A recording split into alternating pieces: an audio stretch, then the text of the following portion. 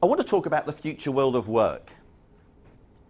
In the time it's taken you just to look at that picture, understand what the hell I'm going to say, 481,000 tweets have been sent.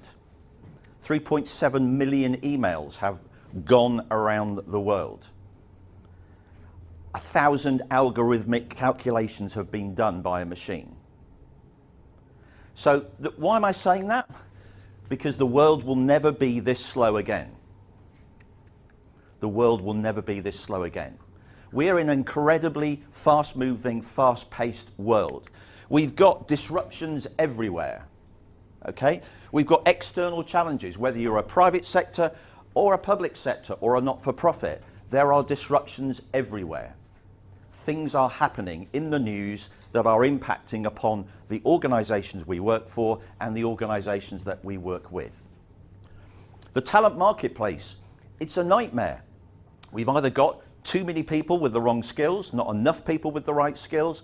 Everybody wants digital people. I have no idea what digital people look like.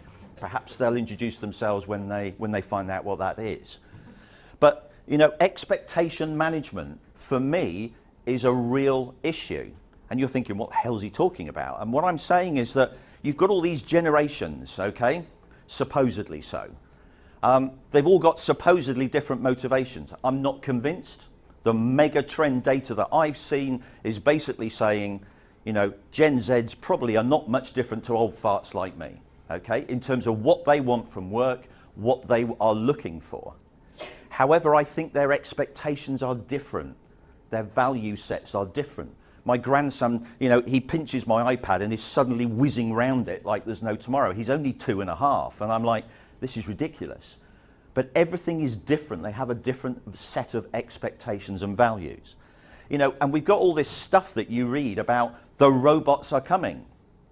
Okay, nobody's going to have a job anymore. You know, we're all going to be retiring and whatever. It's the biggest load of rubbish I've ever heard.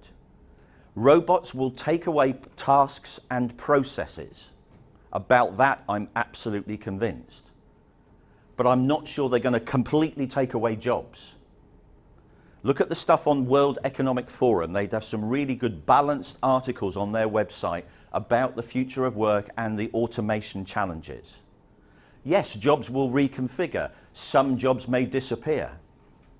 But I don't think it's quite as serious as everybody thinks. Somebody did a quote to me yesterday that said, AI, whether you think it's artificial intelligence or augmented intelligence, is collarless. AI is collarless. In other words, it doesn't matter if you're a blue collar, white collar, new collar, doesn't matter. AI can take some elements of those tasks and jobs away from you. Now, I've sort of had to spend a lot of time reading all sorts of stuff about future of work, okay? And I must have read at least 50 to 60 mega reports about future of work. So to take the strain away from you of you having to do that, I've tried to put on one slide.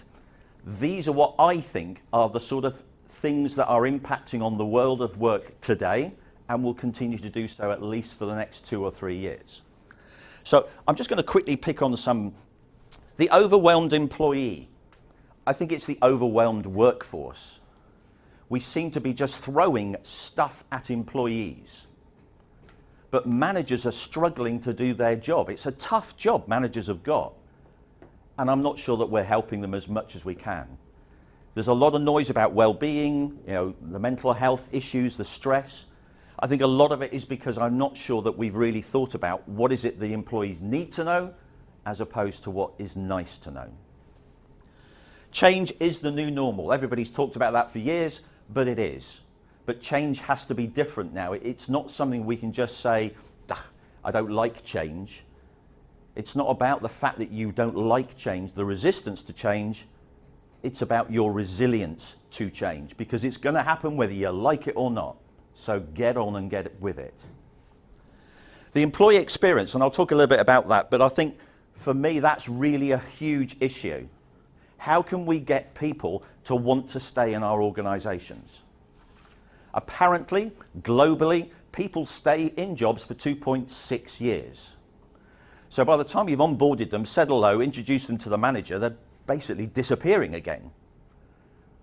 So what is it we can do to try and keep them for another 3 or 4 months?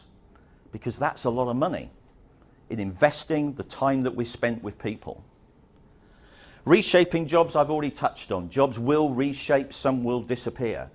I think one of the critical things about automation is the trust word. Automation is going to drive, theoretically, greater accountability, more empowerment, the ability to do things, and more collaboration.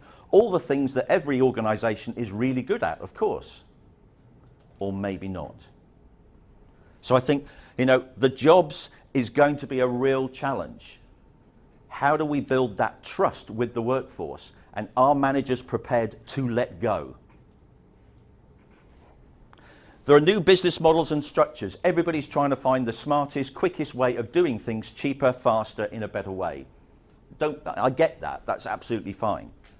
But the opportunity for the HR community, as far as I'm concerned, is we should be going back to basics and doing organizational design, job design. That's what I was trained to do a very long time ago when I first joined personnel, as it was in those days. But we seem to have forgotten those skills because we should be shaping how things are done. Because I'm not convinced that businesses are very good at designing their own organizations because they're not thinking about the person. Data analytics, driving all sorts of new decisions. And you might think, oh, well, commercial HR, it's all about analytics. I'm not so sure about that. Analytics is a critical part of us changing the way we do things, but it is not the only way that which we have to think about things. And then obviously, right at the top, digital technology. For me, the future of work's here today. Private or public sector, some of you may be in a better place. I was talking to the European Commission last week, and I talked to the HR community, all 900 of them in a conference. And they're just implementing the Ulrich model. So that's good to know, okay? Only 21 years late. But it was really interesting because I was talking them through that and they're saying, we've got those issues. So it doesn't matter what sector you're in, these are the challenges that people are starting to think about.